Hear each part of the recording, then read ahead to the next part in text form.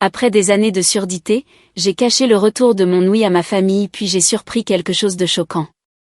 Je m'appelle Grace et j'ai 32 ans. Au moment où j'ai entendu à nouveau la voix de ma sœur après 12 mois de silence, j'aurais dû savoir qu'elle complotait ma destruction. Mais me voilà, la veille de Noël, cachée dans mon propre couloir comme une sorte d'espionne, l'écoutant, elle et ma mère, comploter mon internement autour d'un chocolat chaud et de biscuits au sucre. D'où me regardez-vous aujourd'hui? Laissez votre localisation en commentaire ci-dessous et n'oubliez pas de liker et de vous abonner si vous vous êtes déjà senti trahi par les personnes censées vous aimer le plus. Vous voudrez absolument rester pour découvrir ce qui s'est passé ensuite. Laissez-moi vous raconter comment ce cauchemar a commencé. Le 15 décembre 2019.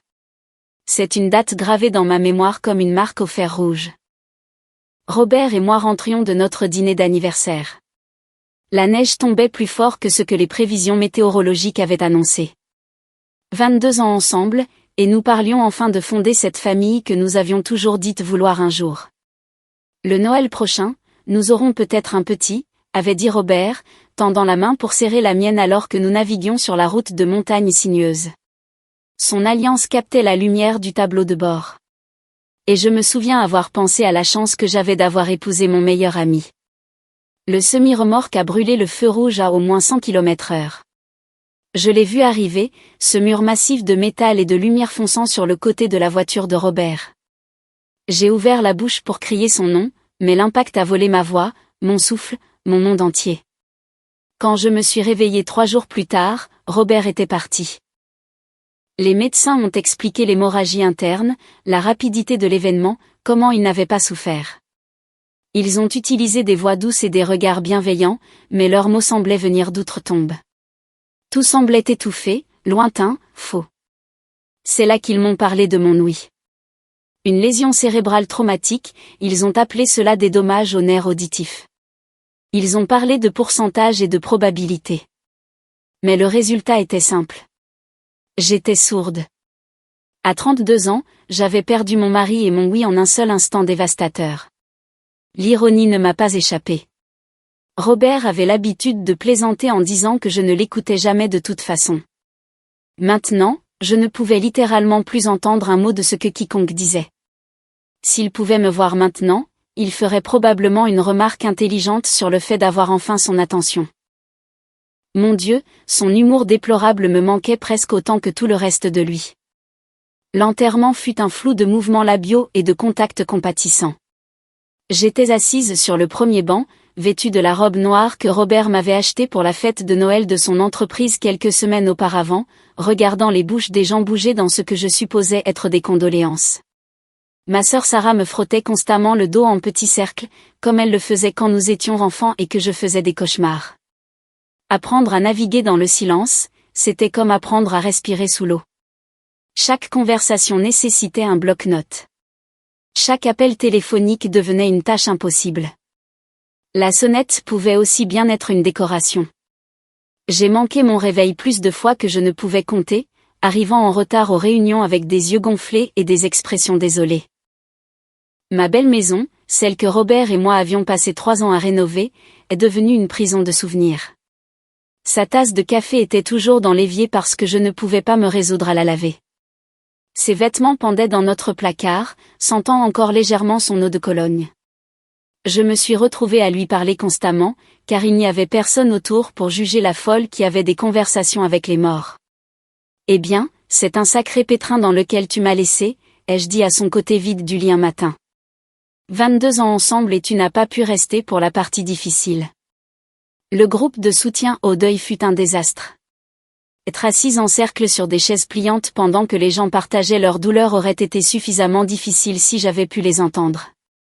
Au lieu de cela, je passais chaque séance à essayer de lire sur les lèvres et à ne saisir qu'un mot sur 3.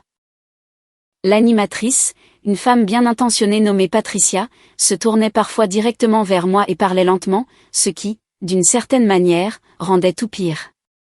Le travail est devenu impossible. En tant que directrice marketing, mon emploi dépendait des réunions, des appels téléphoniques et des présentations.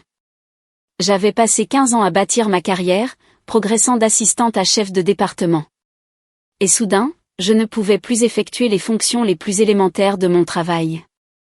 Ma patronne, Jennifer, a d'abord essayé d'être arrangeante, me confiant des projets basés sur des courriels et des rapports écrits. Mais il y a une limite à l'accommodement dans un monde conçu pour les personnes qui entendent.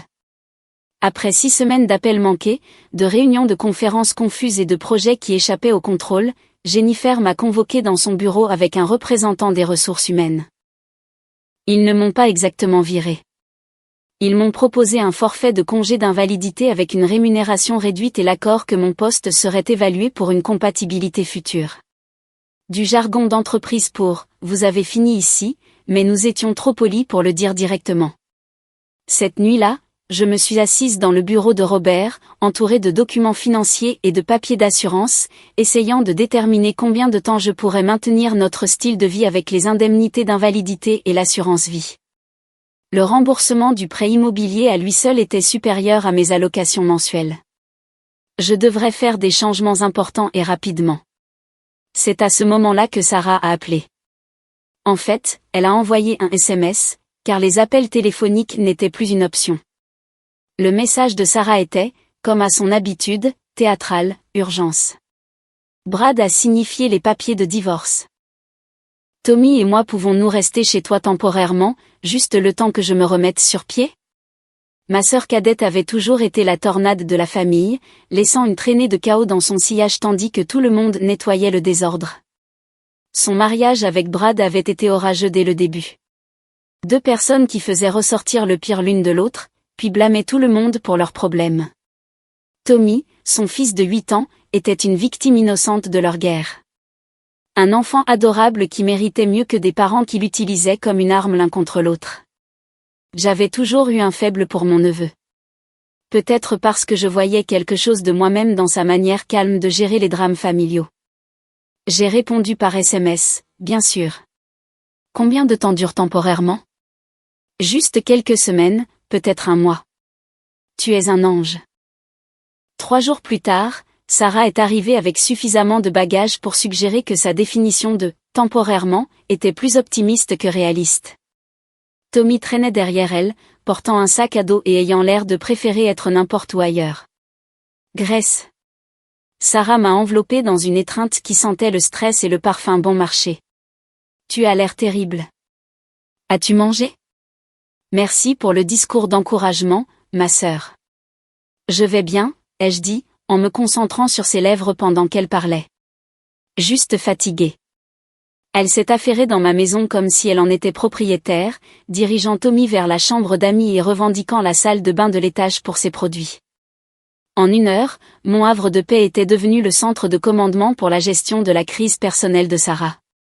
Je peux t'aider pour certaines choses, a-t-elle annoncé, sortant un carnet. Appel téléphonique, rendez-vous, course. Pense à moi comme à ton assistante personnelle. Ce n'était en fait pas une mauvaise idée. Sarah avait toujours été douée avec les gens, charmante quand elle avait besoin de quelque chose. Si elle pouvait gérer les aspects de la communication de la vie quotidienne qui étaient devenus si difficiles pour moi, peut-être que cet arrangement pourrait fonctionner pour nous deux. Cette première semaine, elle s'est avérée étonnamment utile. Elle a planifié mes rendez-vous chez le médecin, a répondu au téléphone avec une courtoisie professionnelle, et a même géré la compagnie d'assurance lorsqu'elle a essayé de réduire mes allocations. Pour la première fois depuis l'accident, j'ai eu l'impression d'avoir une avocate. Tu vois, a-t-elle dit un soir après avoir réussi à argumenter avec mon fournisseur de téléphonie mobile au sujet de ma facture. Nous faisons une bonne équipe. Tu as le cerveau, j'ai la parole. Tommy était tout aussi facile à avoir autour de soi. Il était naturellement calme, préférant les jeux vidéo et les livres au bavardage constant qui m'épuisait. Il semblait comprendre que je ne pouvais pas l'entendre sans regarder directement son visage, et il faisait un effort pour attirer mon attention avant de parler. Tante Grace, a-t-il dit un après-midi, me tapotant doucement l'épaule. Maman dit que tu n'entends rien. Ça fait mal? Non, mon chéri, ça ne fait pas mal. C'est juste silencieux. Il a réfléchi sérieusement à cela. Parfois, j'aimerais qu'il y ait du silence chez moi. Maman et papa criaient beaucoup. Mon cœur s'est serré un peu pour cet enfant qui avait appris à associer le silence à la paix. J'ai ébouriffé ses cheveux et j'ai décidé que, quelle que soit la gêne causée par la présence de Sarah, donner à Tommy un endroit stable où séjourner en valait la peine. Vivre avec Sarah, c'était comme avoir un ouragan très serviable dans ma maison. Elle a réorganisé ma cuisine, réarrangé les meubles de mon salon pour une meilleure circulation, et s'est autoproclamée mon interprète officiel avec le monde extérieur. Tu as besoin de système, a-t-elle déclaré, en installant un tableau blanc dans la cuisine pour les horaires quotidiens et les rappels importants. La structure est ce qui va te permettre de t'en sortir. Je devais admettre qu'avoir quelqu'un pour gérer les appels téléphoniques et les rendez-vous qui étaient devenus si stressants faisait une différence significative. Sarah a planifié mes livraisons d'épicerie, a coordonné avec ma compagnie d'assurance et a même réussi à faire augmenter mes indemnités d'invalidité en arguant que mon calcul précédent était incorrect. Tu les laissais te marcher dessus, a-t-elle dit après un appel téléphonique particulièrement réussi avec la sécurité sociale. Parfois, tu as besoin de quelqu'un qui n'a pas peur de faire du bruit. L'inconvénient était que Sarah faisait du bruit à propos de tout. Elle avait des opinions sur mes vêtements, mon régime alimentaire, mon horaire de sommeil et mon approche générale du processus de deuil. Elle critiquait ma tendance à passer des journées entières en pyjama et à instituer des dimanches de soins personnels obligatoires qui impliquaient des masques faciaux et des activités sociales forcées. L'isolement n'est pas sain, disait-elle, me traînant littéralement au marché fermier ou à la bibliothèque. Robert ne voudrait pas que tu deviennes une ermite. Je voulais arguer que Robert avait en fait aimé nos samedis matins tranquilles à la maison, mais m'engager dans cette conversation demandait plus d'énergie que je n'en avais. Il était plus facile de suivre les programmes d'amélioration de Sarah et de me retirer dans ma chambre quand j'avais besoin d'espace. Tommy s'est adapté à notre routine domestique avec la résilience des enfants qui ont appris à lire les humeurs des adultes pour survivre. Il faisait ses devoirs à la table de la cuisine, gardait ses affaires organisées et ne se plaignait jamais de la nouvelle normalité étrange que nous avions créée. Un soir, je l'ai trouvé dans le salon, s'exerçant soigneusement à écrire des lettres individuelles sur une feuille de papier. « Sur quoi travailles-tu » ai-je demandé. Il a levé un livre sur la langue des signes. Je pensais que je pourrais apprendre ça pour que nous puissions parler sans que tu aies à regarder ma bouche tout le temps. Le geste était si purement doux que j'ai dû retenir mes larmes. Cet enfant de 8 ans faisait preuve de plus de considération pour mon handicap que la plupart des adultes de ma vie. C'est très attentionné, Tommy. Peut-être que nous pouvons apprendre ensemble. Nous avons passé l'heure suivante à pratiquer des signes de base. Merci, s'il vous plaît, je t'aime. C'était la première fois depuis l'accident que je me sentais vraiment optimiste quant à mon adaptation à ma nouvelle réalité. Sarah nous a trouvés sur le canapé, les mains bougeant à travers l'alphabet. « Qu'est-ce que c'est » a-t-elle demandé. Tommy apprend la langue des signes pour communiquer avec tante Grace, a expliqué Tommy fièrement. L'expression de Sarah a changé pour quelque chose que je ne pouvais pas tout à fait lire. C'est gentil, mais tu sais, Grace s'améliore de jour en lecture labiale. Elle n'aura probablement plus besoin de la langue des signes très longtemps.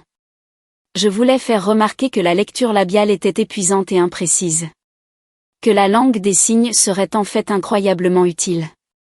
Mais Sarah était déjà passée à la discussion des projets de dîner. Et le moment est passé. En y repensant maintenant, j'ai réalisé que c'était la première fois que je remarquais le malaise de Sarah face à tout ce qui rendait ma surdité permanente. Elle préférait traiter ma perte auditive comme un inconvénient temporaire qui finirait par se résoudre plutôt que comme un handicap avec lequel je devais apprendre à vivre. Le cabinet du docteur Martinez est devenu aussi familier que mon propre salon.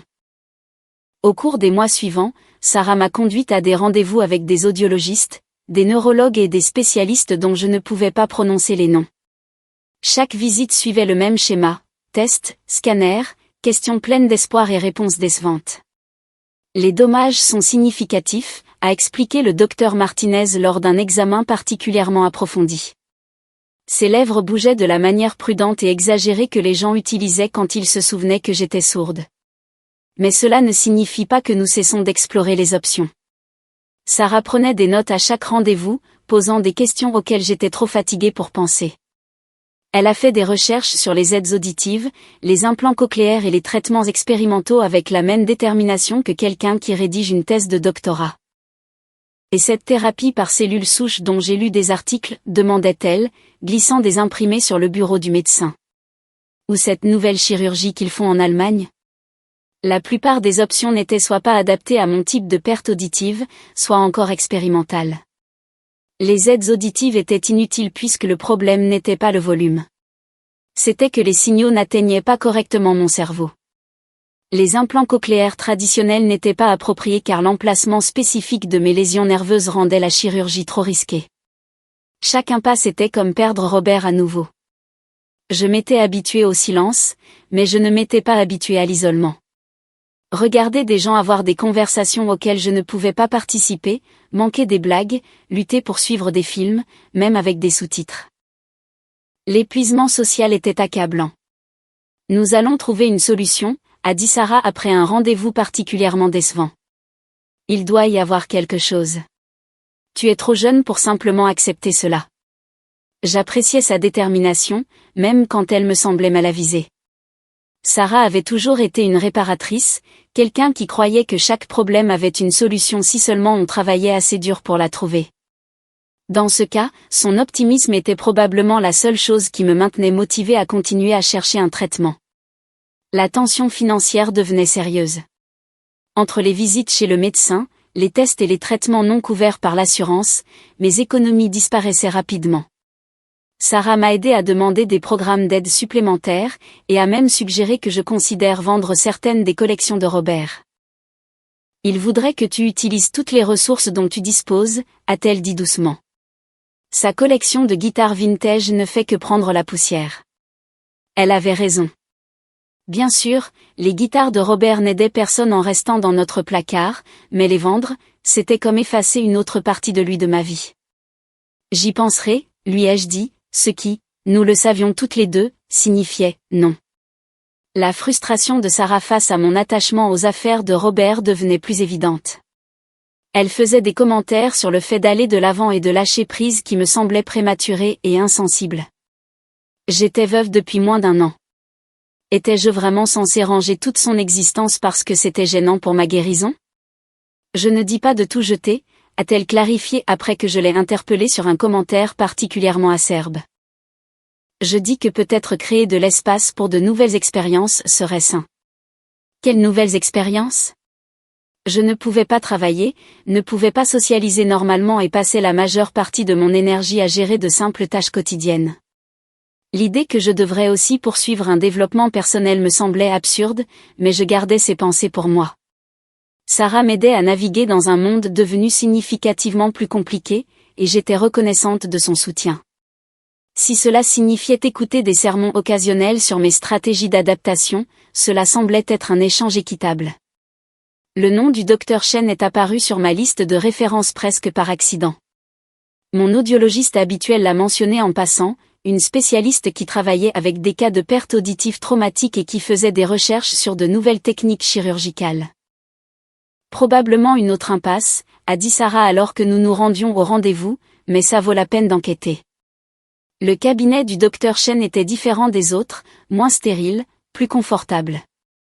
Elle a pris le temps d'expliquer son parcours, ses recherches et son approche des cas comme le mien. Contrairement au médecin précédent qui semblait effectuer des démarches diagnostiques, elle semblait réellement intéressée à trouver des solutions.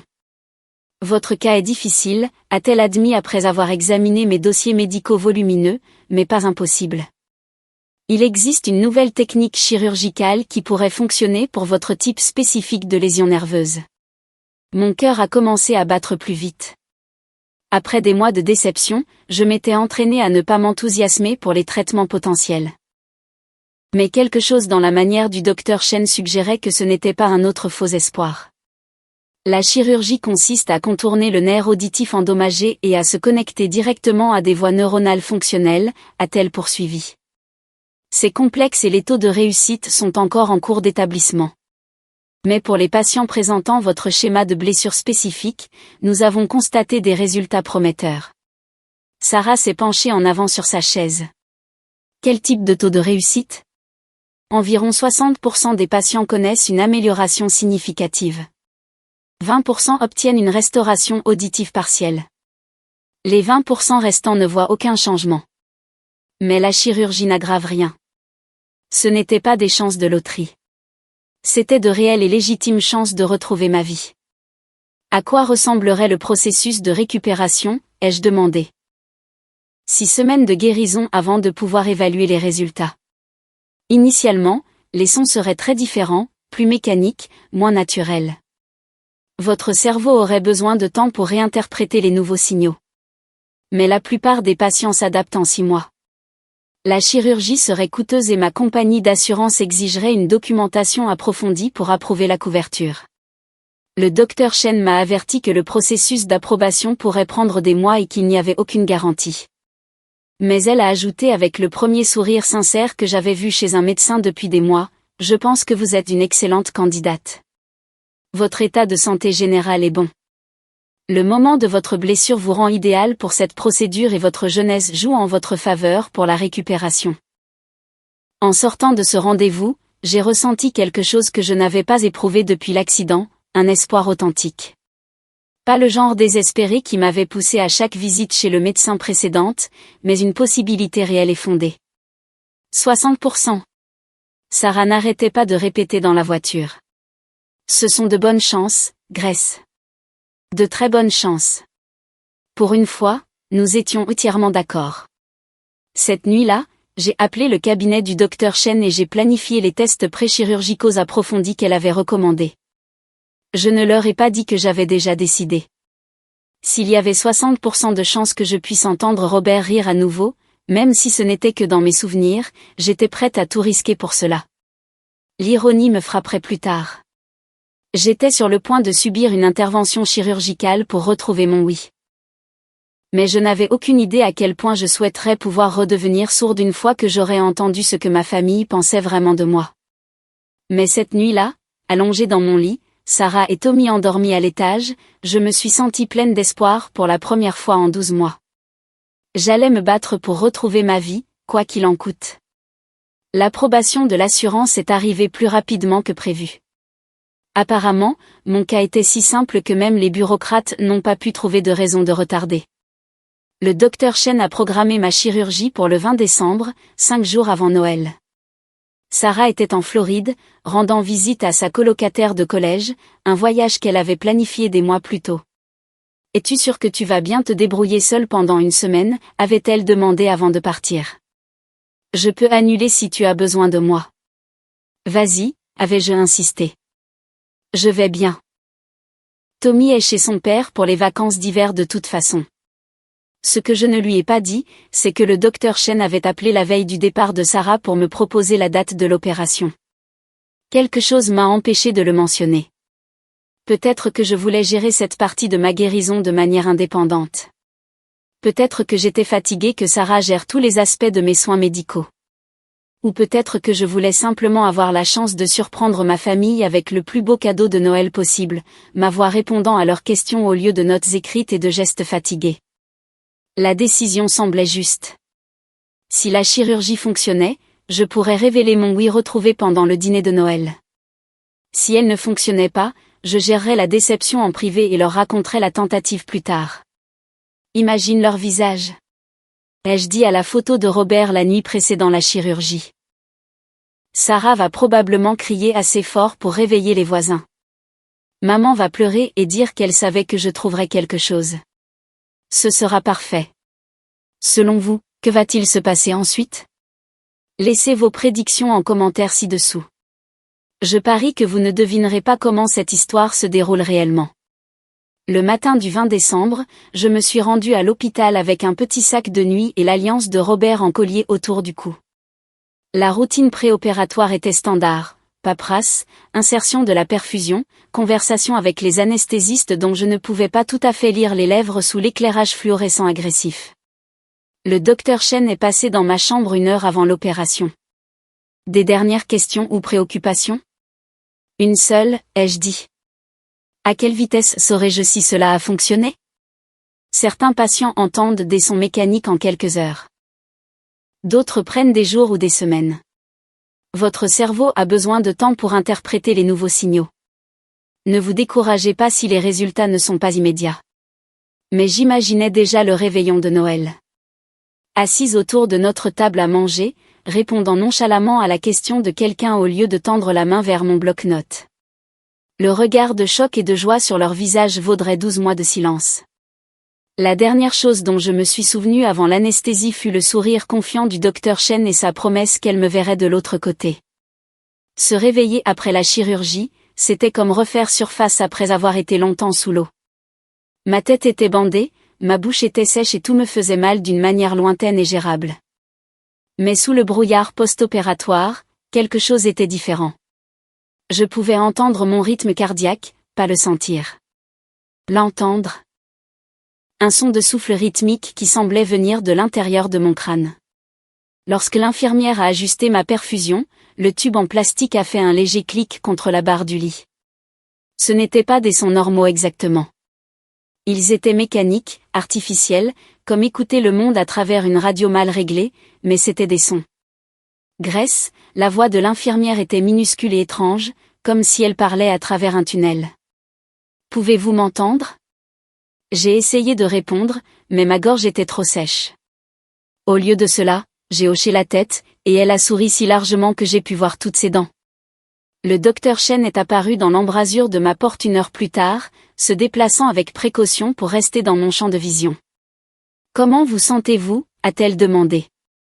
Comme si j'avais été frappé par un camion, ai-je réussi à chuchoter. Mais je peux vous entendre.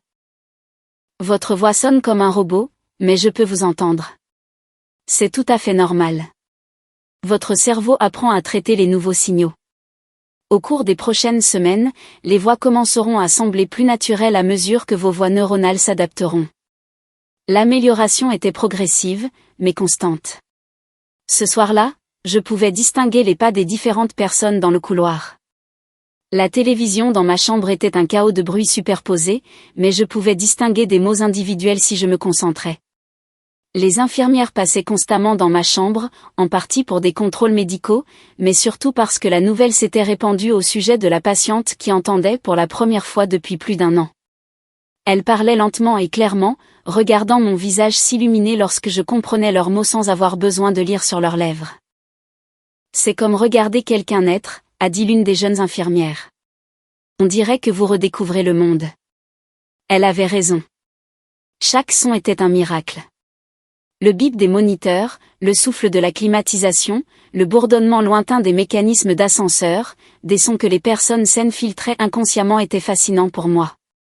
J'ai été autorisée à rentrer chez moi le 22 décembre avec des instructions strictes concernant le repos, les médicaments et les soins de suivi. Le docteur Chen m'avait autorisé à des activités légères, y compris conduire de courtes distances tant que j'évitais le trafic dense et restais près de chez moi. Mon oui était encore mécanique et limité, mais elle s'améliorait d'heure en heure. Les voix devenaient plus reconnaissables, et je pouvais suivre des conversations simples sans repères visuels. Le trajet jusqu'à la maison fut une aventure en soi. Clignotant, bruit du moteur, statique de la radio. J'ai dû m'arrêter 2 fois juste pour absorber la richesse écrasante des informations auditives. Le monde était devenu tellement plus grand que dans mes souvenirs. Sarah ne rentrerait qu'à la veille de Noël. J'avais 2 jours complets pour pratiquer l'écoute, pour m'adapter à cette étrange nouvelle version de Louis, et pour planifier mon annonce surprise. Bientôt, ai-je dit à la photo de Robert cette nuit-là. Bientôt, je pourrai entendre ton rire dans mes souvenirs à nouveau. Mais certains sons que j'étais sur le point d'apprendre, on souhaite ne jamais les entendre du tout. Sarah est revenue de Floride le 23 décembre, l'air bronzé et détendu, faisant rouler sa valise par la porte d'entrée tout en parlant au téléphone dans ce qu'elle supposait être une conversation privée. Non, maman, je te l'ai déjà dit. Grace dépend complètement de moi maintenant, a-t-elle dit, sans prendre la peine de regarder autour d'elle pour me trouver. Elle ne peut littéralement pas fonctionner sans une aide constante. Je suis restée figée dans l'embrasure de la cuisine, entendant clairement la voix de ma sœur pour la première fois en 12 mois. Ce n'était pas la Sarah solidaire et protectrice qui avait défendu mes soins médicaux. C'était quelqu'un d'autre, ultérieurement. La maison est magnifique, évidemment, a-t-elle poursuivi, posant lourdement sa valise sur mon parquet. Robert avait un excellent goût, même si Grace ne l'apprécie plus. Elle ne fait qu'exister ici comme une sorte de fantôme. Mon oui était encore imparfaite, légèrement robotique, mais suffisamment bonne pour capter chaque mot brutal. Crois-moi, elle ne va nulle part. Elle peut à peine gérer une course au supermarché seule. Je suis devenue sa gardienne à plein temps, et elle ne réalise même pas à quel point elle dépend de moi. Sarah a erré dans le salon, toujours accrochée à son téléphone, complètement inconsciente que je pouvais l'entendre démolir ma réputation. Le meilleur, c'est qu'elle est reconnaissante pour tout ce que je fais. Elle pense vraiment que je l'aide par amour fraternel. Le rire de Sarah était aigu et étranger. Elle n'a aucune idée à quel point je déteste être coincée ici à jouer les infirmières pour quelqu'un qui est devenu complètement inutile. J'ai appuyé mon dos contre le mur de la cuisine, traitant non seulement les mots, mais aussi la cruauté désinvolte dans sa voix. C'était ainsi qu'elle parlait vraiment de moi quand elle pensait que je ne pouvais pas entendre. C'était ce qu'avaient été 12 mois de soutien en réalité. Non, elle ne se doute de rien. Les personnes sourdes sont étonnamment faciles à manipuler quand on contrôle leur accès à l'information. Elle croit tout ce que je lui dis parce qu'elle n'a pas le choix. La conversation a continué, mais j'avais cessé d'écouter. Au lieu de cela, je rejouais le dernier an et demi à travers cette nouvelle lentille. Chaque rendez-vous chez le médecin que Sarah avait géré, chaque appel téléphonique qu'elle avait traité, chaque décision qu'elle avait influencée, quelle part de mon isolement avait été orchestrée plutôt que circonstancielle? Lorsque Sarah a finalement raccroché et appelé, « Grace, je suis rentrée ». J'ai émergé de la cuisine avec le même sourire reconnaissant que j'avais perfectionné au fil des mois de dépendance. « Bienvenue », ai-je dit, me concentrant sur ses lèvres par habitude. « Comment s'est passé ton voyage ?» Merveilleusement. Miami était magnifique, et le nouvel appartement de Jennifer a la vue la plus incroyable. Sarah m'a étreinte avec la même chaleur qu'auparavant, comme si elle ne venait pas de passer 10 minutes à me décrire comme un fardeau et une idiote. Tu m'as manqué, cependant. Comment as-tu fait sans moi? Très bien, ai-je dit, ce qui était apparemment plus juste que nous l'avions toutes les deux réalisé. Cette nuit-là, je suis restée éveillée, planifiant ma surprise de Noël avec une motivation complètement différente. Il ne s'agissait plus seulement de révéler mon oui retrouvé. Il s'agissait de découvrir ce que ma famille disait d'autre quand elle pensait que je ne pouvais pas l'entendre. Le matin de la veille de Noël a marqué l'arrivée de ma mère avec assez de bagages pour un séjour d'une semaine. Maman m'a embrassée avec la douce délicatesse qu'elle avait perfectionnée depuis l'accident, parlant lentement et directement à mon visage. Joyeux Noël, ma chérie. Tu as l'air merveilleuse. Sarah s'est si bien occupée de toi. Si seulement elle savait à quel point Sarah s'était bien occupée d'elle-même. Je suis si contente que tu sois là, maman, ai-je dit, le pensant plus qu'elle ne le réalisait. Nous avons passé la matinée toutes les trois à préparer le dîner du réveillon de Noël. Enfin, maman et Sarah préparaient tandis que je jouais mon rôle assigné de sœur sourde impuissante qui avait besoin d'une supervision et d'une assistance constante. Grace, chérie, pourrais-tu mettre la table, a demandé Sarah, parlant clairement et gesticulant vers la salle à manger. Juste les couverts simples, rien de compliqué. Des couverts simples. Comme si la surdité avait d'une manière ou d'une autre affecté ma capacité à arranger les couverts. J'ai souri et hoché la tête, jouant mon rôle tout en cataloguant intérieurement chaque interaction condescendante.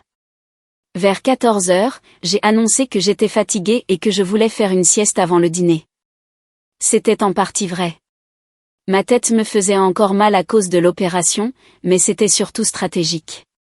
Si je voulais apprendre ce que ma famille pensait vraiment de moi, j'avais besoin qu'elle croie avoir de l'intimité.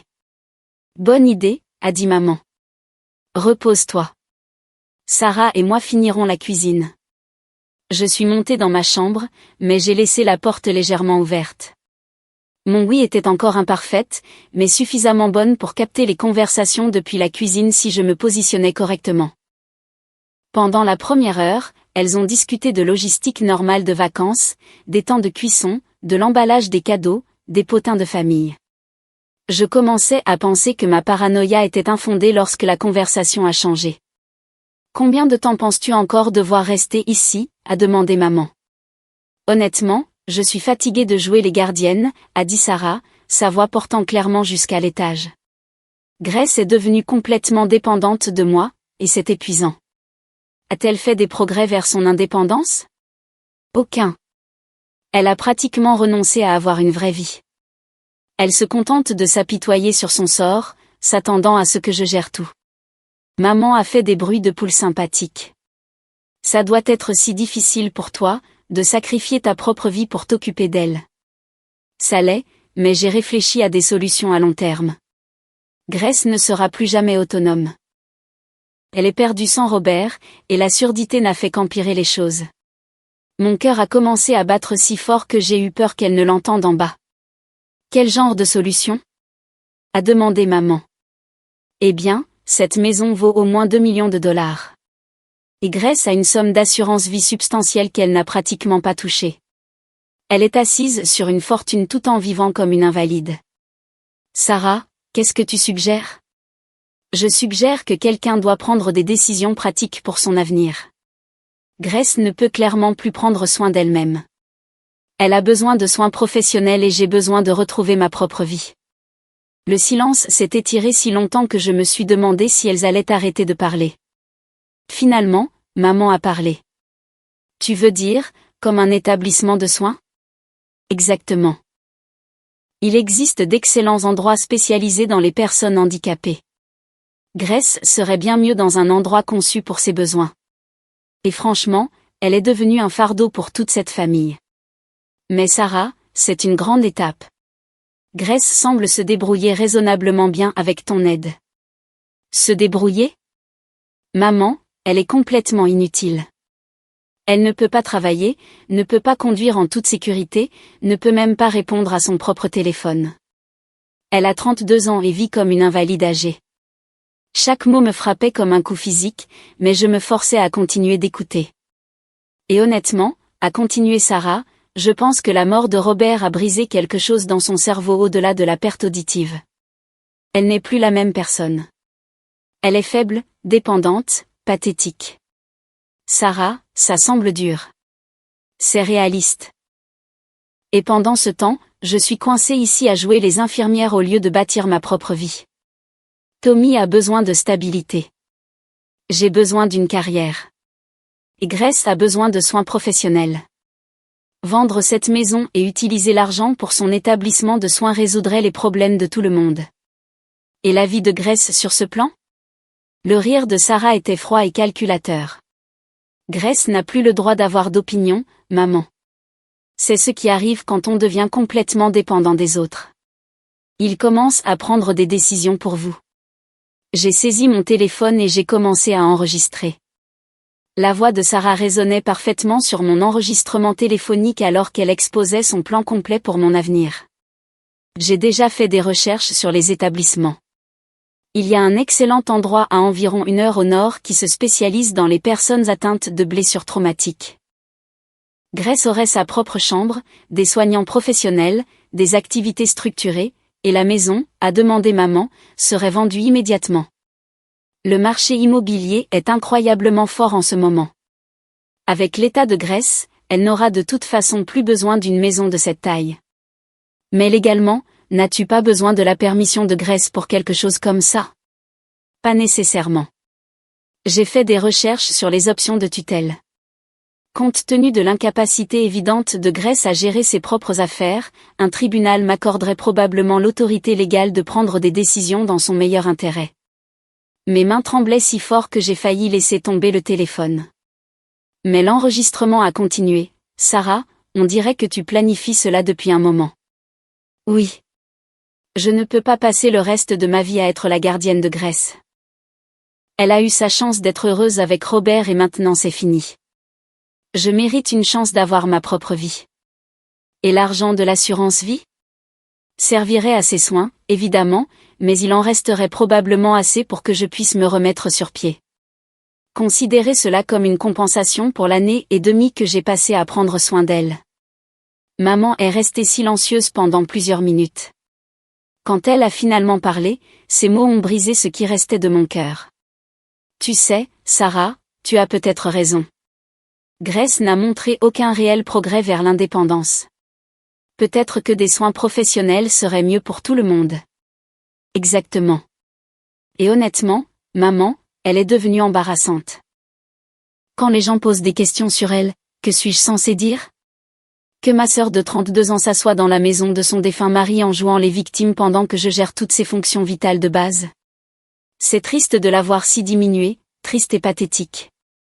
Elle était intelligente, capable, attrayante. Maintenant, elle est juste brisée. Il ne sert à rien de prétendre qu'elle va se rétablir quand elle a clairement abandonné tout espoir. L'enregistrement durait 18 minutes lorsque leur conversation est passée à d'autres sujets. 18 minutes de ma sœur et de ma mère discutant de mon internement comme si elles planifiaient des vacances. J'ai passé l'heure suivante dans ma chambre, alternant entre la rage et l'incrédulité. Puis j'ai fait quelque chose qui aurait été impossible 12 mois plus tôt. J'ai pris mon téléphone et j'ai appelé mon avocat. Martin, c'est Grace. Je sais que c'est la veille de Noël, mais j'ai besoin d'une consultation d'urgence demain matin. Oui, c'est urgent. Et Martin, j'ai besoin que vous me recommandiez un bon détective privé. Martin me devait une faveur du temps où Robert et moi avions recommandé plusieurs clients à son cabinet au fil des ans. Il avait toujours dit d'appeler si j'avais besoin de quoi que ce soit, et apparemment, il le pensait. Ce soir-là, j'ai joué mon rôle à la perfection au dîner de Noël. J'ai souri avec grâce quand Sarah a coupé ma viande sans que je le demande. J'ai hoché la tête avec reconnaissance quand maman a parlé lentement et clairement de ses projets de vacances. J'ai même permis à Sarah de traduire un appel téléphonique de la sœur de Robert qui avait appelé pour me souhaiter un joyeux Noël. Elle dit qu'elle espère que tu vas bien et qu'elle pense à toi, a menti Sarah avec aplomb. J'avais entendu chaque mot de la conversation réelle, qui avait été beaucoup plus chaleureuse et personnelle. Dis-lui que je la remercie, ai-je répondu, me demandant combien d'autres conversations Sarah avait filtrées ou fabriquées au cours de la dernière année. Pendant que ma famille échangeait des cadeaux et conversait joyeusement de ses projets pour l'année à venir, je suis restée tranquillement assise à la table où Robert et moi avions organisé tant de dîners, planifiant mon propre avenir, un avenir qui n'incluait certainement pas de sœur tutrice ni d'établissement de soins.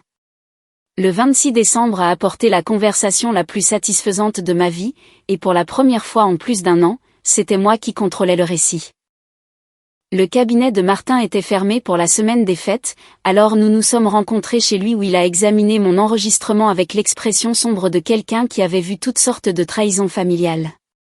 C'est passible de poursuite, a-t-il dit après avoir écouté la conversation complète de 18 minutes. Une preuve claire d'intention de commettre une fraude à la tutelle et une exploitation financière d'une personne handicapée. Quelles sont mes options? Procès. Accusation criminelle, ordonnance restrictive civile, procédure d'expulsion immédiate. Votre sœur vit dans votre maison sans bail, donc légalement, c'est une invitée que vous pouvez renvoyer à tout moment. Je veux qu'elle parte aujourd'hui. Je peux faire établir les documents d'expulsion dans l'heure. Compte tenu des circonstances et des preuves enregistrées, je recommanderais également une ordonnance restrictive. 3 heures plus tard, je suis rentrée chez moi avec des documents juridiques et une escorte policière.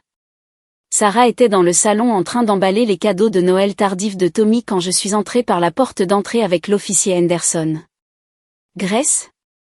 Sarah a semblé confuse. Qu'est-ce qui se passe? Qui est-ce? Voici l'officier Henderson. Il est là pour superviser pendant que tu emballes tes affaires. Je lui ai tendu l'avis d'expulsion, appréciant la façon dont son visage a changé en lisant le langage juridique. Grace, tu ne peux pas être sérieuse. C'est à propos de quoi? J'ai sorti mon téléphone et j'ai joué un extrait de 30 secondes de l'enregistrement de la veille de Noël.